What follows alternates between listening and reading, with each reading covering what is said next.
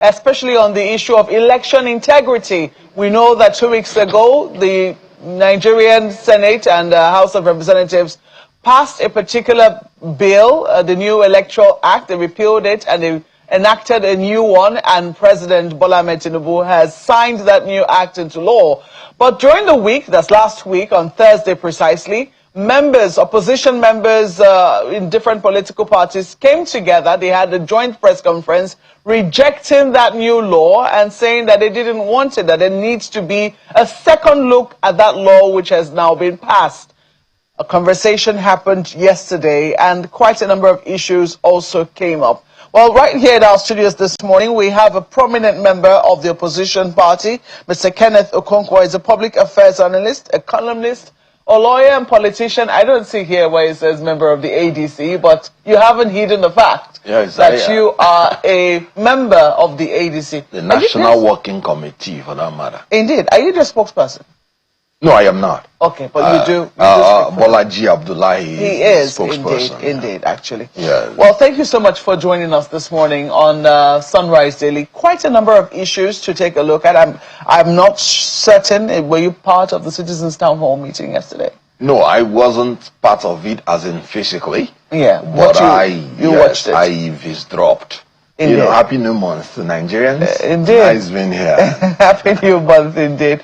Well, quite a number of things to look at from that, from the outcomes of that particular meeting. And for Nigerians who missed it, we have some snippets coming out of that meeting. One of them was from the INEC chairman, where he said that they will not be able to guarantee 100% election integrity, but they certainly will do their best. Here's what he said at that meeting. And INEC Nigerian desire is a perfect election. And INEC will strive as much as possible to give this country the best election. However, we may not be able to achieve 100% perfect election for now. But as far as electronic transmission of results is concerned, I said it before FCT Area Council that we have the capacity to transmit the results. And that we're going to transmit the results. The only concern was real time. What is real time? For instance, if you use your app to make a transfer from your account, even in Abuja town, you are transferring 50,000 to Mr. B, and from your app, the amount has gone. But the person may not receive the alert until another 30 minutes, another hour, or even in the evening. So those are some of the things. And when you say it is real time, as soon as it is done, it must be received. So result management and logistics are two basic issues that from our own end, we're trying to see how best we're able to manage it very well, so as to enhance the transparency and credibility of the system. I wish that you can look into the camera and promise Nigerians that under Professor Joash Ampito, election of 2027 will be the best ever. Is that a promise that you can give us? By the grace of God, election of 2027 will be the best election that Nigerians will have. Because Nigerians of 2023 is different from what you have in 2027. People are much more aware. And you know the correlation between election and development. Nobody is happy about the classification of Nigeria as an underdeveloped country. So we want a situation where our process will be able to guarantee the confidence and the legitimacy that people will want to see in their system. Well, the idea behind that particular town hall meeting was to seek clarity, hold INEC's foot to the fire, let them know the weight of the expectations on them, and also to get their own thinking, reassurance that they indeed are ready to meet the expectations of Nigerians. Watching that town hall meeting yesterday, did you get that? You look, Nigerians have never lacked charisma. If policies and churning out good talks is only what it needs to be a developed nation, who will be the number one? Our problem has always been implementation. And so I wouldn't be carried away by fairy tales, because we've been deceived a lot by good talkers. We want good doers. Even God Almighty said, it's not the sayers of the words that are justified, but the doers of it. So what we are going to judge anybody is by the actions. Yakubu, Professor Yakubu Mahmood, was even more charismatic than Joash Amipoton. I heard he's a professor of history. He said that when he will be announcing the results, there will be a big television on his head showing what he's announcing, and the whole world will be seeing it. He guaranteed everything about electronic transmission of results. And on the election day, he told you he had technical glitch. The definition has defied even the greatest professors. Now, what we are praying for is, please match your words with action.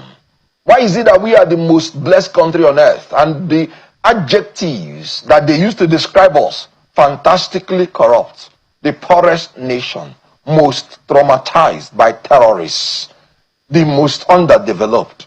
Why? Because we don't live up to the true meaning of our words. So words now don't matter. We are expecting actions. Indeed.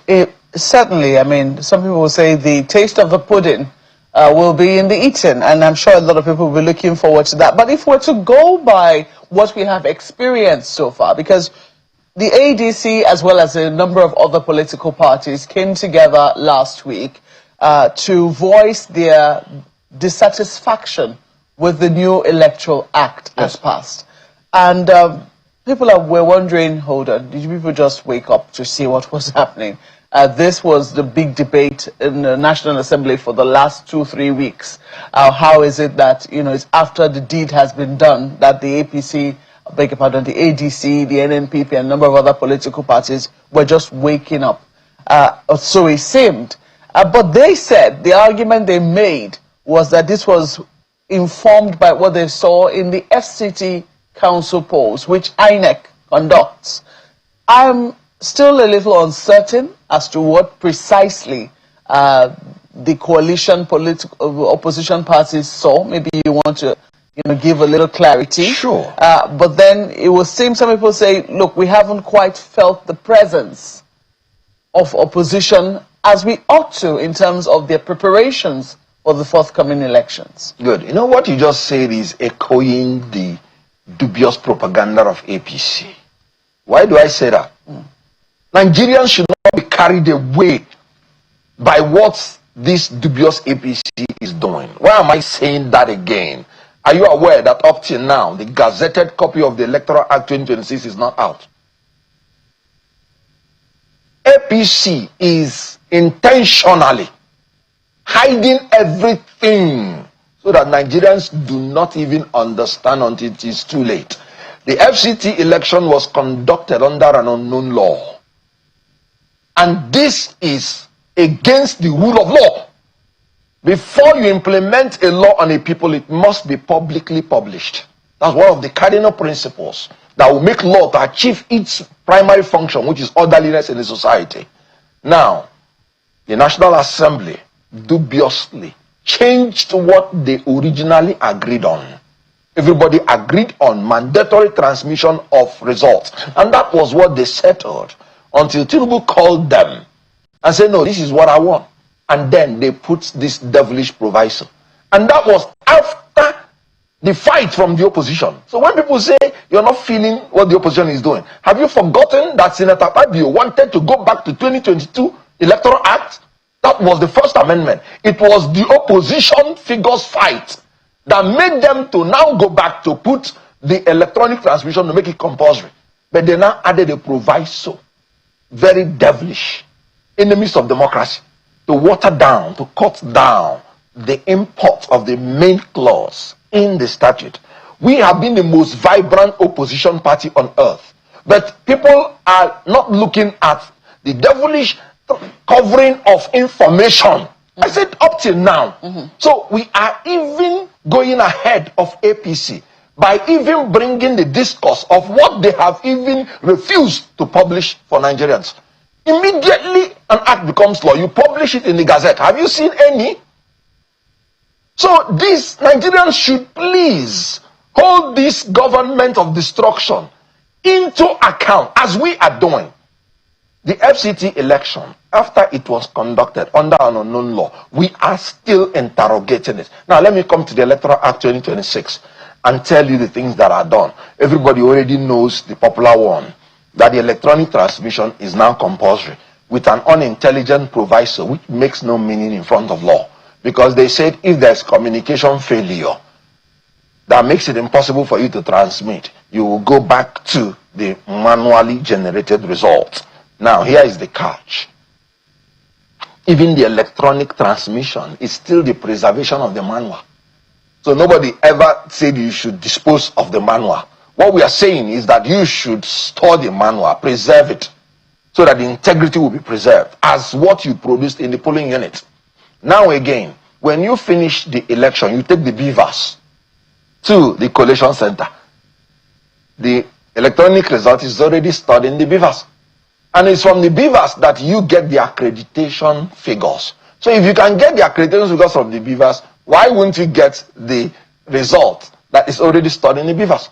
And again, you don't need communication network to transmit, as Josh Amipoto pointed out, as Yakubu has pointed out. So then what's the meaning of the proviso? You don't need, okay, if you snap me with your phone, automatically my image drops in your gallery. And you can upload to any person in your phone or any group platform.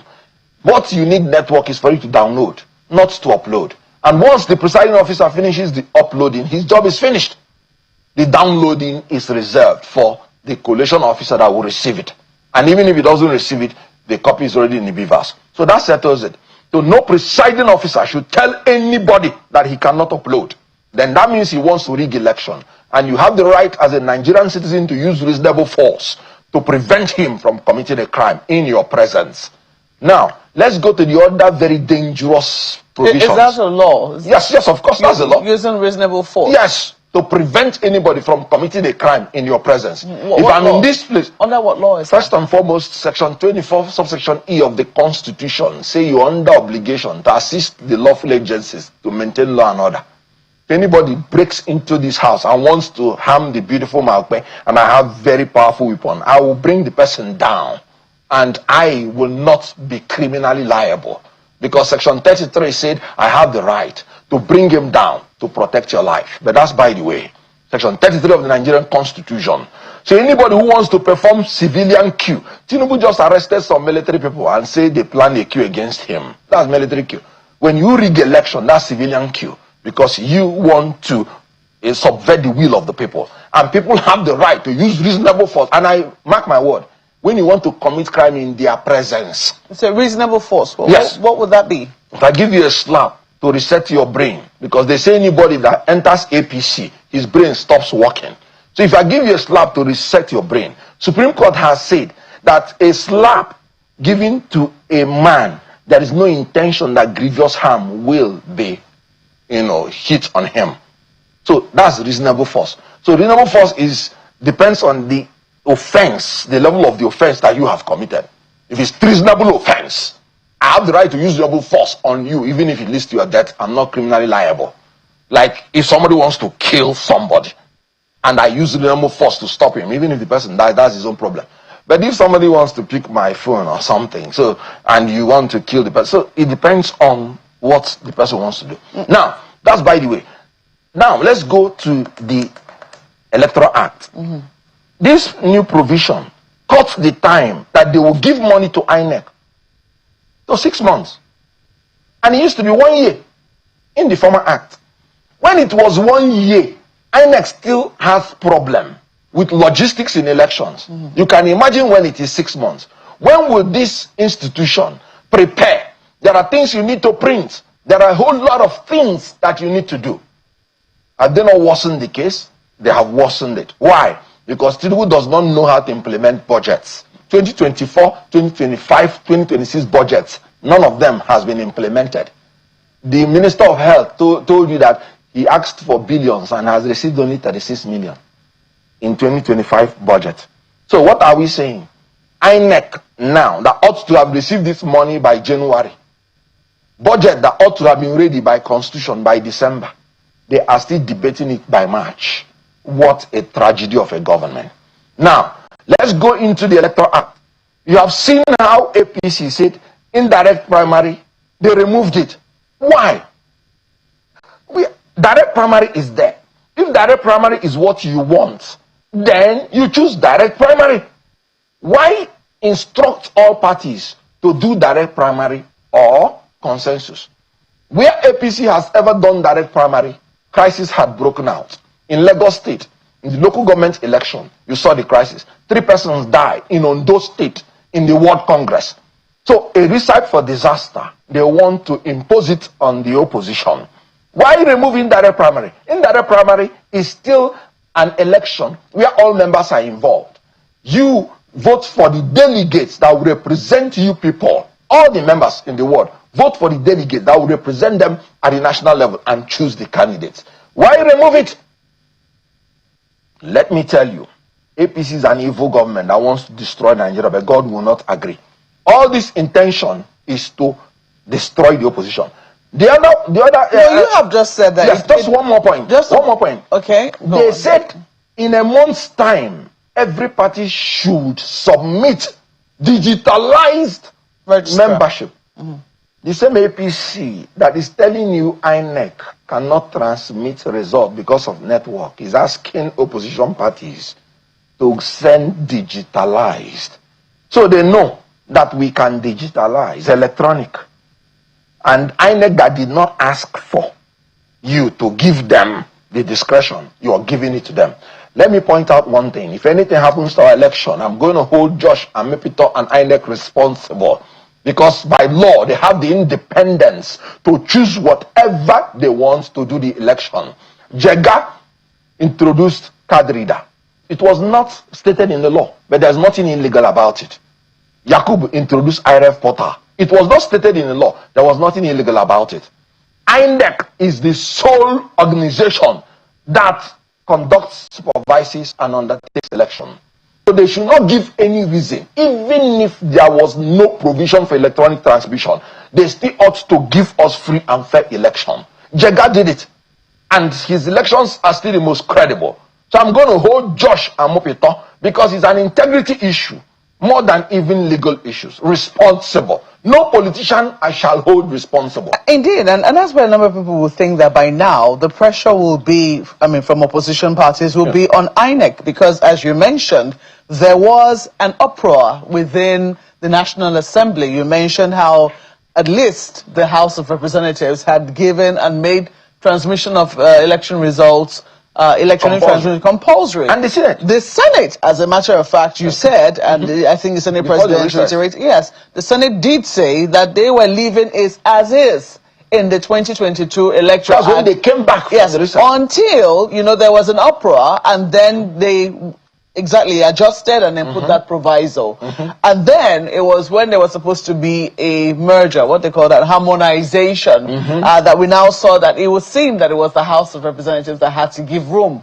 Even though they said the harmonization committee never really met, but what we now saw at the end of the day, because they explained that there was a repeal. I'm not a lawyer, I do not know what these processes are, but they said there was a repeal and then there was a reenactment, and that there was no need for harmonization. But what we now finally got was this one that makes it was like taking an element from this House of Representatives, mandatory election transmission, but then that proviso, that now very controversial proviso. But that has since passed from what we saw, and it would seem like it was a compromise. It would seem a compromise between what the Senate and the House of Representatives had passed.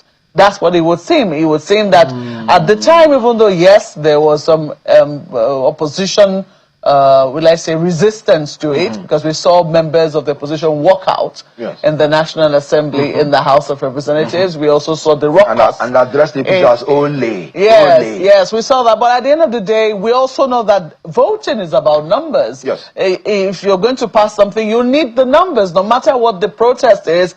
If you don't get the numbers, is as good as dead on arrival. So we saw that happen in the National Assembly, and we thought, the opposition seemed to have raised his hands, in acceptance of what had happened.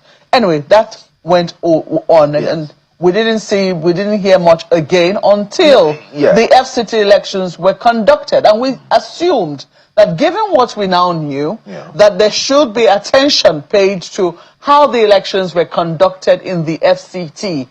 Apart from the fact that there were,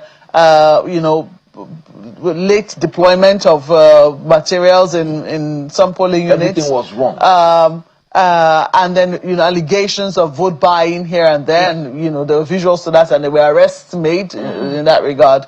We haven't really heard much about the process. What was faulty in the process as adopted by INEC? The opposition doesn't seem to have been able to hit the nail on the head with regards to the objections they had with how INEC conducted the polls in the That's FCT. why I'm telling you that it is APC's strategy.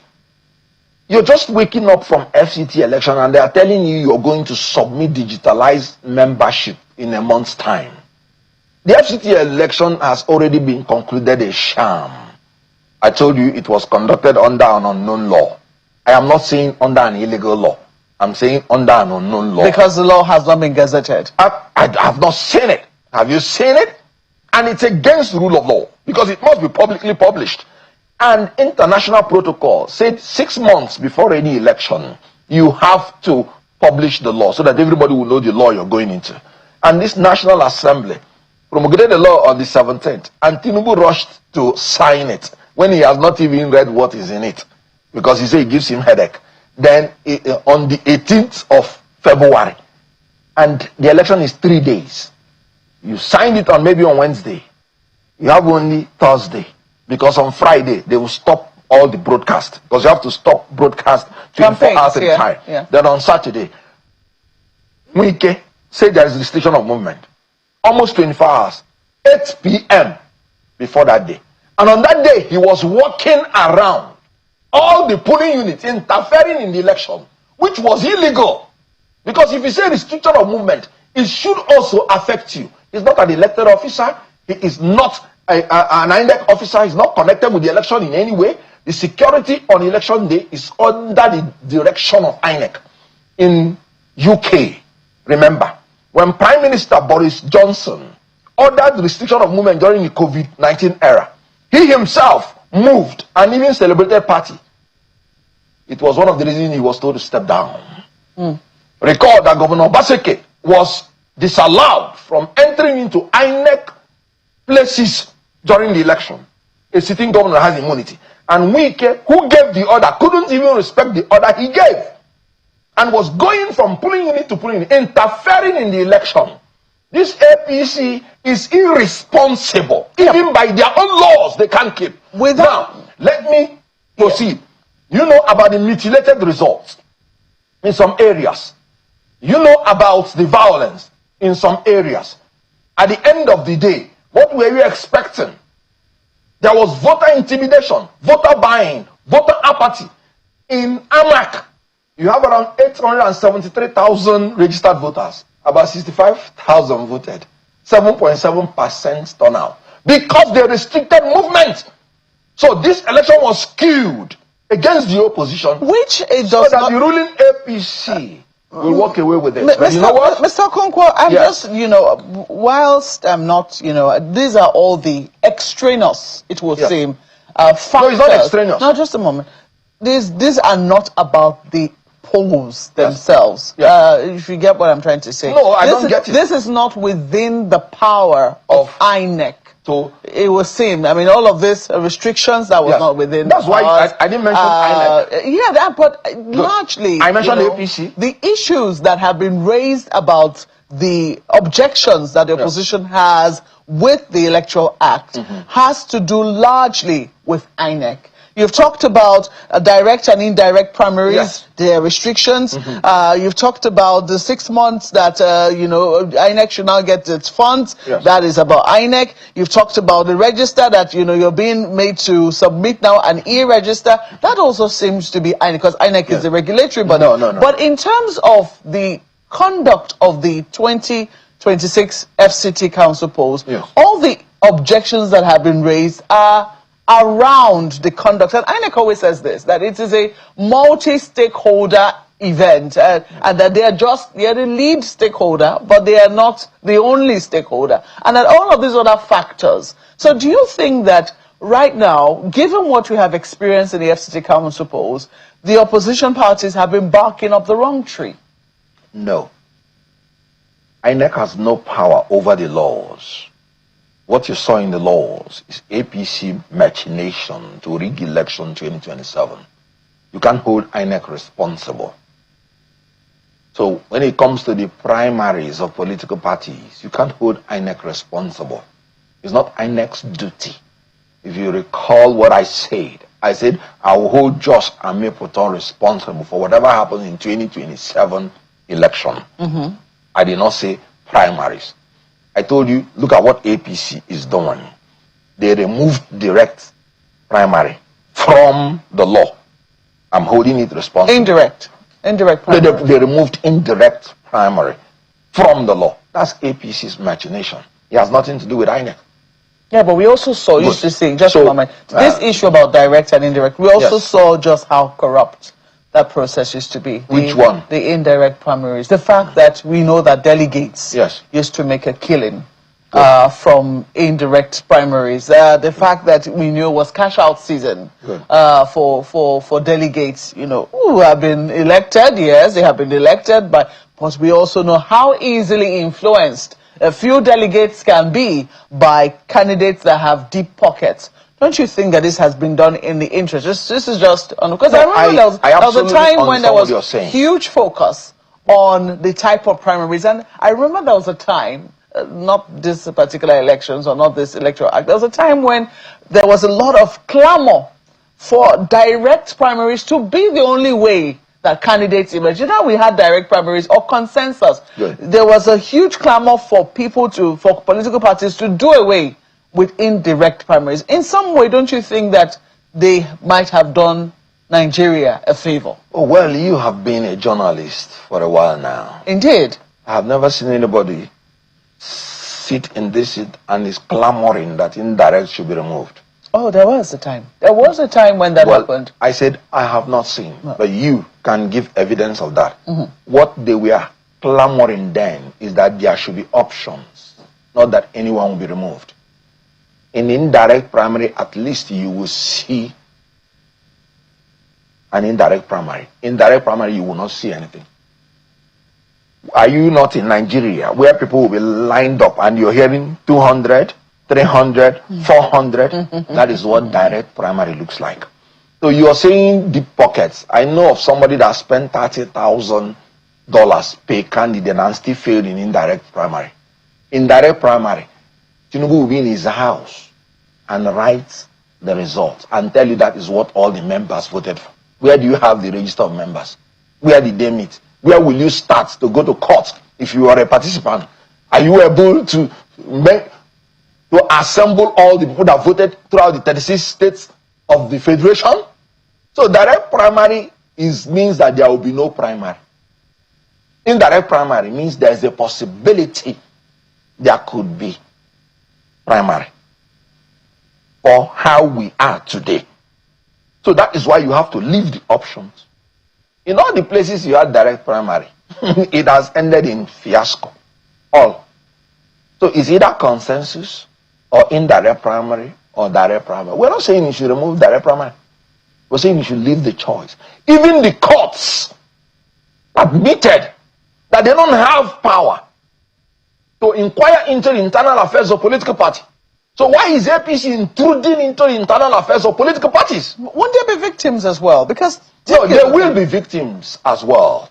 Take my words for it. That's why I say a lot of them are very unintelligent. Do you think it's by the time they sit down and write those delegates and write the candidates, there will be trouble. That is why they pushed and reduced the time by law when you will submit candidates, so it will be closer to the election. So by the time they do all their corruption, those people that will be maltreated will not have the time to go to another party and become candidates there. But I tell you, there is still God that ruleth in the affairs of men. And he will judge this APC. And in 2027, they will know what happened to them. they will collapse. Before Ayo judges me for dominating this conversation, Ayo, over to you. Well, thank you, Malpe. You know, Mr. Okonkwo, there's a question that is just playing on my mind as I listen to you, and a number of people will probably wonder, isn't this a way of saying that the opposition is not ready for the elections? Isn't this like creating a lacuna for the opposition to say, look, we didn't have enough time? Pretty much creating the narrative that this whole election was skewed against the opposition in the first place, as opposed to preparing, you know, adequately for the election. You said it the other time, or was it you, or maybe our previous program, I was saying that there are some parties that are fully ready, and there are some that are not ready. The issue that you raised, for instance, of the digital register of members, that is a crucial one. And I'm wondering if you think all political parties are ready with that one as we speak. Because right now, with all the issues that you have raised, we shouted PDP when the PDP was at the center, but we don't mention the state governors. We are now shouting the APC when the APC is at the center, but no one is talking about the state government. So isn't this a way of saying, look, opposition, this is the fuel you need to protest whatever the results of the elections will be? Well, you know, like I told you, APC wants to block all breathing space for the opposition so that they will think they would, you know, they will kill the opposition. You know how they infiltrated all parties. What destroyed PDP, for instance, is the presidential ambition of Tinubu, nothing else. So they want to emasculate the opposition parties, and you can see that they made it now a law. So what you're seeing is conscious effort of a party that is unpopular, that knows it will lose if he allows free, fair, and credible election. So they now want to use institutionalized method to rig the election before even the day of election. I told you here when I came in, I said, look, don't judge us by FCT municipal election. But they would have at least organized free, fair, and credible election to give people hope. Because the whole reason for the apathy of Nigerians is because they don't believe that even if they come out, their votes will count. That is why people must do the right thing. So, opposition, they want to snuff us out of the electoral process, and we are gasping for breath. But I tell you, we will win. So the issue is that APC started their digitalized registration almost last year. And they now came to make it a law and say a month. For parties, some parties were registered just last month. Registered for the first time. And then you're giving them this Herculean task that you could not even give INEC, that you will give 400 billion naira. You're telling INEC, no, you cannot transmit. INEC is saying, no, we can't. We have the capacity. You heard Josh Amumpito. We have the capacity. And you're telling INEC, you that doesn't know anything in INEC. And then you're telling parties they must digitalize before 1 month. Can't you see? It is obvious. This is fraud. This is capture. They want to capture the election before it happens. So what I'm telling you is, what we are asking for is time. You cannot give such new thing. You have not even published the law. And you're saying people should do something before 1 month. The law is not gazetted. The law is not out. So what we are even doing is being proactive. That was why I told Mark, no, your position, this is the most viral opposition since the birth of democracy. Because you are fighting without even having the equipment. Because this APC wants to defraud the system. Pure state capture, election capture, through default, through ensuring that they corrupt the process. So I understand this we same are thing, doing our best. Yeah, Mr. Okonkwo, if you can hear the power me. we can do.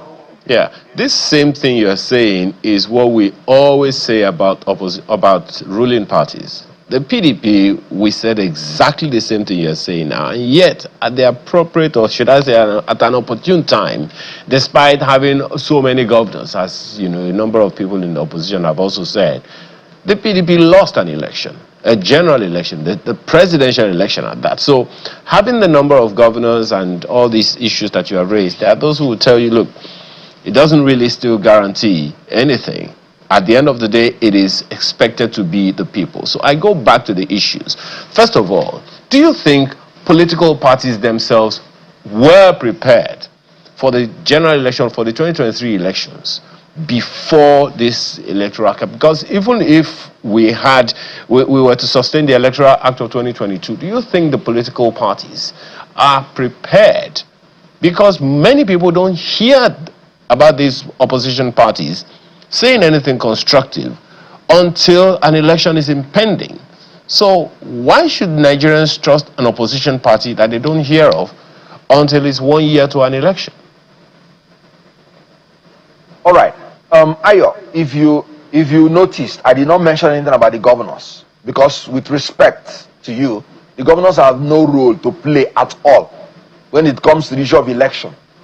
That is why you see most governors running into APC, because they want just self-preservation, not that they have anything as in love with APC. As long as election is concerned, INEC is a federal executive body, and the laws that guide INEC's activities made by National Assembly, none by the State Assembly.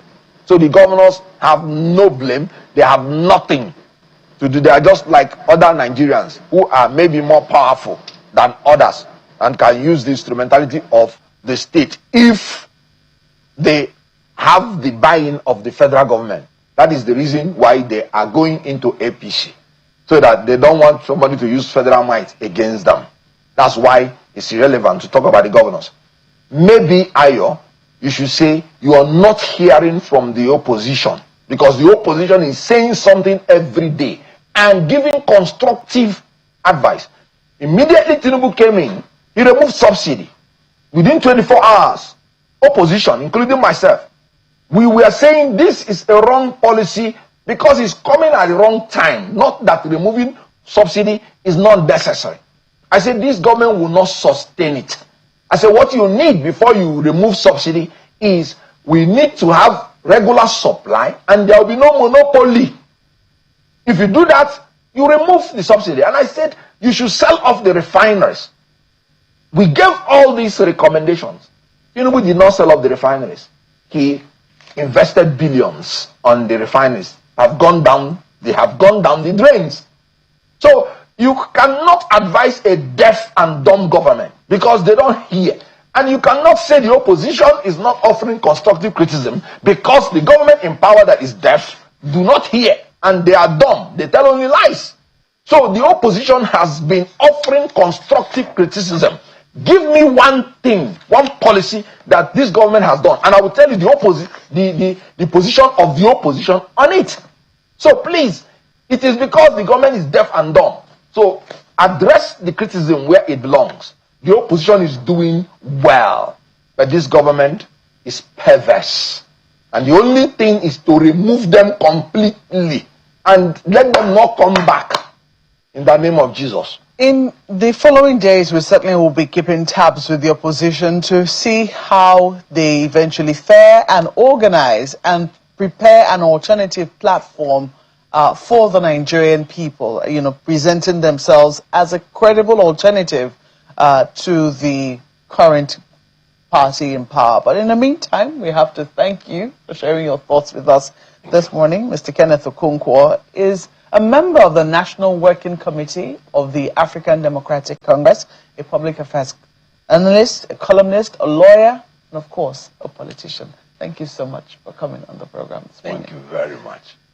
Well, we'll take a break now. When we come back, we'll be looking at the aftermath and the consequences of U.S.-Israel strikes on Iran. In just a moment, please stay with us.